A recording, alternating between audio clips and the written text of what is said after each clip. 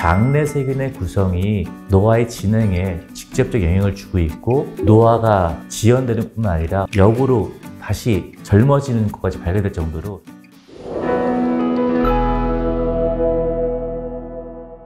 네, 오늘 주제는 노화입니다. 노화가 왜 일어나는지, 그리고 이 노화는 과연 우리가 멈출 수 있는지, 이 부분에 대해서 얘기해 보려고 합니다. 처음에 노화가 어떻게 시작되는지 간단하게 설명 좀 부탁드립니다. 노화는 우리가 피할 수 없는 거죠. 너무 당연하게 생각하기 때문에 어떻게 생기는지, 왜 생기는지도 우리 잘 모릅니다. 뭐 관절에서 출발하는지, 아니면 피부, 아니면 뭐 심장, 다양하게 의심해 볼 수가 있는데, 노화는 아주 작은 단에서 시작을 합니다. 우리 세포 안에서 시작을 하고요. 세포 안에서도 미토콘드리아라는 작은 곳에서 노화는 시작이 됩니다. 다른 동영상을 통해서 미토콘드리아에 대해서 우리 배운 적이 있는데요. 미토콘드리아는 우리 몸에 필요한 에너지, ATP를 만들어줍니다. 근데 ATP를 만드는 과정에서 부산물이 발생을 해요. 마치 자동차가 움직이다 보면은 엔진에서 약간 부산물이 만들어지고 매연이 만들어지는 것처럼 그 ATP를 만드는 과정에서의 부산물로서 이 활성산소라는 게 만들어집니다. 이 활성산소가 계속 만들어지고 이것이 누적이 되고 축적이 되면서 미토콘드리아를 담고 있는 세포도 다치게 되고 그런 손상들이 누적이 돼서 결국은 노화가 일어난다 라는 그런 것이 미토콘드리아를 중심으로 바라본 노화의 핵심이죠. 활성산소는 쉽게 말해서 굉장히 반응성이 예민한 그런 산소를 말하는데요. 이것이 가지고 있는 가장 특징은 이 산소 종에 전자가 부족하거나 많거나 하는 경우가 있습니다. 즉 짝을 이루지 못한 그런 산소로 존재하는 것이 활성산소예요. 짝을 이루지 못한다는 것은 매우 불안정한 건데 이 불안정한 상태를 벗어나기 위해서 활성산소는 다른 곳에 있는 전자를 뺏어와서 스스로의 안정화를 꾀합니다. 비유하자면은 의자에 나사가 박혀서 튼튼한 의자가 되어 있죠. 근데 내 의자에 나사가 빠져서 불안정하고 흔들린다고 해서 옆에 사람이 앉아있는 의자에서 나사를 빼와서 훔쳐서 끼는 거나 마찬가지예요. 활성산소는 그런 면에서 좀 나쁜 캐릭터기도 하죠. 그러면 어디서 활성산소가 이 나사를 훔쳐오느냐? 옆 사람이 앉아있는 의자는 과연 무엇이냐? 바로 옆에 있는 물질들인데요. 뭐 미토콘드리아도 자체도 해당될 수 있고요. 그리고 단백질을 구성하고 있는 분자에 있는 전자를 훔쳐오게 되면 거기서 나사가 빠졌기 때문에 그 단백질은 불안정해지겠죠. 또한 DNA에서도 전자를 훔쳐올 수 있습니다. 활성산소가 DNA에서 전자를 뺏어오게 되면 이 DNA도 나사가 빠진 셈이 되기 때문에 불안정해지겠죠. 그리고 세포막의 경우에는 세포막이 손상이 돼서 또 세포 자체가 문제가 되겠고, 그래서 활성산소가 전자를 훔쳐오는 곳은 미토콘드리아 자체도 되겠지만은 DNA, 뭐 다양한 곳이 되는데 이런 것들이 쌓이게 되면서 노화가 일어난다고 보시면 되겠습니다. 그럼 활성산소가 들어갔을 때는 되게 뭐 안 좋아 보이는 것 같은데 무조건 해로운 건가요? 활성산소가 해롭다는 이론이 상당히 1950년대, 60년대에선 지배적이었어요. 활성산소가 결국은 우리 몸을 지치게 만들고 누적되게 손상을 일으킨다고 생각했는데 활성산소가 나중에 보니까는 꼭 그렇지만 않다는 것이 과학자들이 밝히기 시작했어요. 오히려 우리 몸에 필요합니다. 활성산소는 우리 몸의 면역 기능에도 도움을 주고 나쁜 바이러스나 나쁜 박테리아가 들어왔을 때 없애기도 하기 때문에 방어 기작에도 중요하고요. 마치 약날의 그 검 같은 것 같아요. 적당한 양, 즉 소량은 꼭 필요한데 이 양이 많아졌을 때 결국 그 손상을 일으키는 원인이 있다는 것이죠. 이 양의 적절한 조절이 필요하다라고 이해하셔야 될 것 같습니다. 이제 미토콘드리아의 기능을 젊게 하려면 어떤 것들이 필요할까요?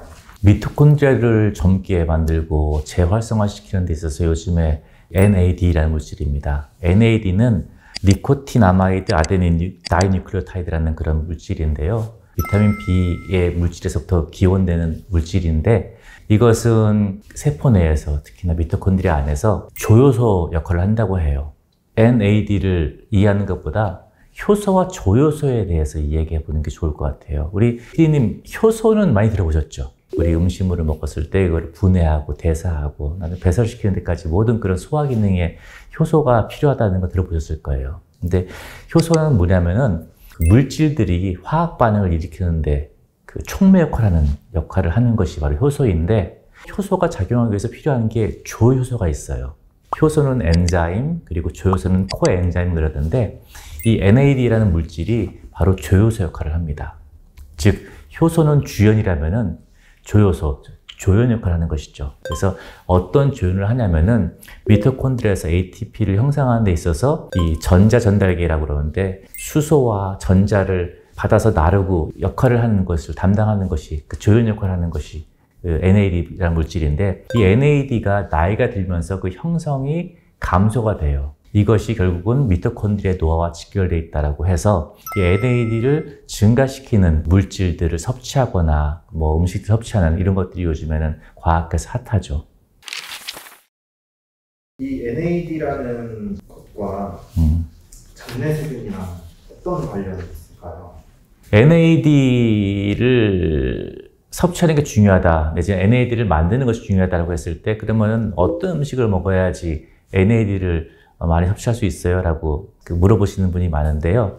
NAD를 생성하는 데 도움을 주는 음식물은 비타민 B가 들어있는 음식이 중요한데요. 우리 비타민 그러면 떠오르는 게 채소, 과일 이런 것만 연상하시는데 이 비타민 B에 대해서만큼은 붉은색을 띤 그 육류에 많이 들어있어요. 물론 생선에도 있고 다른 음식, 뭐 달걀도 있지만은 이 채소에는 많지가 않아요. 비타민 B는 8가지 종류가 있다고 해요. 엽산을 제외하고는 대부분이 다 육류에서 나온다고 이해하시면 되겠어요. 특히나 비타민 B12 같은 경우에는 동물성 음식에서만 얻는 거기 때문에 만약에 이 비건, 그러니까 완전 채식주의자 같은 경우에는 비타민 B12 같은 경우에는 꼭 영양제를 통해 섭취를 해야지만 되는 것이지 채식을 통해서 물론 다양한 영양분, 대부분의 영양분을 섭취할 수 있지만은 안 되는 게 있어요. 그 중에 하나가 비타민 B12고 돌아가서 그러니까 NAD의 전구체인 비타민 B를 섭취하기 위해서는 육류 섭취가 중요하다라고 그것이 알려져 있습니다. 또한 비타민 B는 수용성과 지용성이 있어요. 지용성은 기름에 녹는 성질을 얘기하는데 그런 경우에는 우리 몸에 있는 지방에 비타민이 녹아들어서 오랫동안 존재할 수 있는데 비타민 B 같은 경우는 수용성이에요. 수용성 뭐냐면은 우리 몸에 저장이 안 되기 때문에 사용이 되고 그다음에 우리 소변이나 통해서 빠져나가기 때문에 이 비타민 B 같은 경우는 꾸준한 섭취가 중요하다. 즉 건강한 음식을 꾸준히 섭취하는 게 중요하다까지 말씀드릴 수 있을 것 같습니다. 또 저희 채널이 장내 세균에 다루는 채널이잖아요. 어떤 관련성이 있을까요? 신비한 것은 장내 세균이 비타민 B를 형성하는 아주 주된 소스이기도 합니다. 음식을 통해서 들어오지만은 또 장내 세균이 비타민 B를 형성하는 능력이 있기 때문에 NAD 형성하는 데 있어서 장내 세균의 존재가 매우 중요하다. 또한 비타민 B가 함유되어 있는 음식을 먹더라도 장내 세균이 없을 경우에는 이것을 효과적으로 흡수하고 그리고 NAD로 그 컨버전, 즉 변화시키는 게 쉽지 않다고 해요. 따라서 장내 세균은 NAD의 형성에 중요한 역할을 담당하기 때문에 좋은 장내 세균을 갖는 것은 필수적인 부분이다라고 말씀드릴 수 있겠습니다. 그러면 미토콘드리아와 어떤 장내 세균이 연관성이 있을까요? 미토콘드리아와 장내 세균은 친척이죠.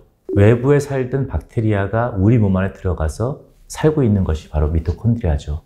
그래서 미토콘드리아는 우리 체세포에 가깝기보다는 장내 세균 같은 세균과 가깝기 때문에 미토콘드리아와 그리고 우리 몸에 살고 있는 세균, 장에 살고 있는 세균들과 굉장히 밀접하게 커뮤니케이션 한다는 것은 아주 잘 알려진 사실입니다.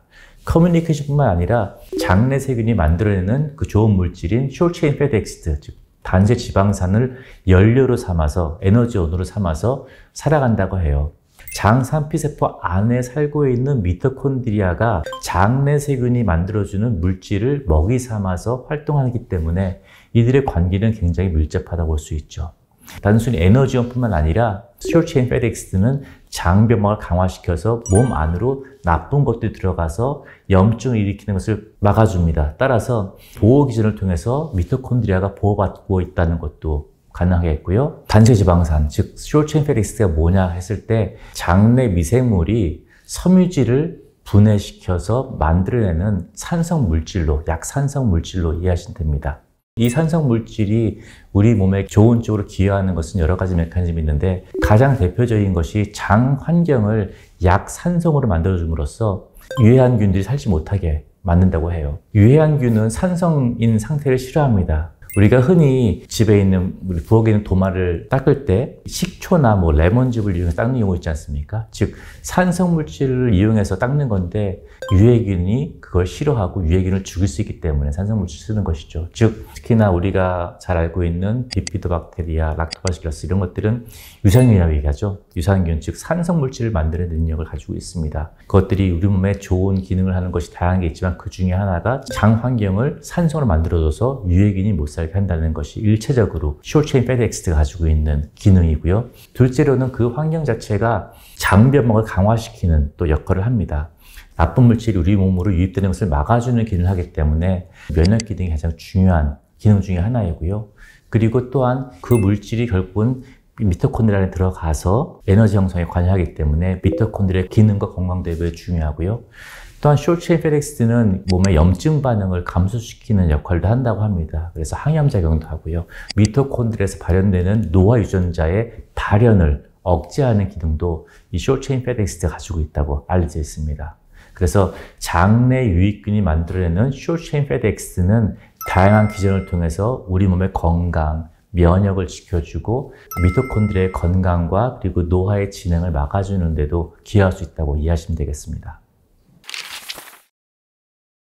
노화에 대해 뭔가 영향을 줬다는 그런 연구도 있을까요? 장내 세균이 노화를 지연시키는 도움을 준다는 것은 다양한 논문들을 통해서 밝혀진 바가 있습니다. 이 또한 다른 동영상에서 불로장생의 비밀이라는 그런 주제로 다룬 적이 있는데요. 다양한 동물 모델, 초파리부터 물고기, 그리고 쥐 실험 통해서 건강한 젊은 동물의 장내 세균, 즉 대변을 노화된 동물에게 장에 이식했을 때 노화가 지연되는 뿐만 아니라 오히려 역으로 다시 젊어지는 것까지 발견될 정도로 다양하게 긍정적인 그런 데이터가 있습니다. 즉 장내 세균의 구성이 노화의 진행에 직접적 영향을 주고 있고 그리고 좋은 균의 구성을 통해서 노화를 지연시키고 심지어는 젊어질 수 있게 하는 그런 가능성조차도 보인다는 것이 현재 다양한 논문들이 얘기하고 있는 방향입니다. 또한 우리 몸에서도 찾을 수 있는데요. 오래 사시는 분들의 대변을 분석해 보면은 특정 균들이 발견이 됩니다. 특정 유익한 균들이 장수에 그리고 노화에 영향을 준다는 것이 밝혀진 셈이죠. 우리가 실질적으로 노화를 위해서 할 수 있는 뭔가 실천들에 대해서 뭔가 소개해볼까요? 규칙적인 수면과 스트레스 관리가 매우 중요하겠습니다. 우리가 잘 잔다는 것은 우리 몸에만 도움이 되는 것이 아니고 우리 몸에 살고 있는 장내 세균도 도움을 받는 것이기 때문에 그들이 건강에 바꿔야지만 건강한 물질을 만들어내고 그것이 결국은 미토콘드리아를 하는 것이기 때문에 규칙적인 수면이 매우 중요하다고 보겠습니다. 두 번째로는 식이섬유를 충분히 섭취하는 게 중요하겠습니다. 섬유질이 많은 야채나 과일들을 섭취하는 것은 이것을 통해서 뷰트레이트산 같이 우리 몸에 매우 유익한 숏체인 패티 엑시드가 만들어지는 것이기 때문에 식이섬유를 충분하게 섭취하는 것 중요하겠다. 세 번째로는 발효식품과 그리고 프로바이오틱스 제품들을 섭취하는 것도 권장드립니다.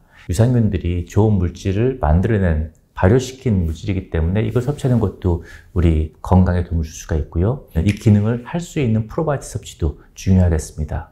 또한 미토콘드리아한테 매우 중요한 조효소인 NAD를 충분히 형성하기 위해서 NAD 형성에 도움을 줄 수 있는 그런 식단을 챙겨 먹는 것도 중요하겠죠. 그리고 마지막으로 유산소 운동 같이 우리 몸에 충분한 산소를 공급해서 미토콘드리아가 건강하게 활동할 수 있도록 도와주는 것도 중요하겠습니다. 우리의 노화를 막아줄 수 있는 가장 강력한 무기는 바로 장내 세균과 미토콘드리아라는 것입니다. 미토콘드리아는 우리 몸 안 세포 안에 살고 있고 그리고 장내 세균은 우리 장에 살고 있죠. 이들을 건강하게 갖고 있는 것이 노화를 지연시키는 데 매우 중요하다는 것을 배워봤습니다. 오늘 동영상이 여러분이 건강하게 오래 사시는 데 도움이 되기를 바라면서 다음에도 좋은 내용으로 찾아뵙도록 하겠습니다. 감사합니다.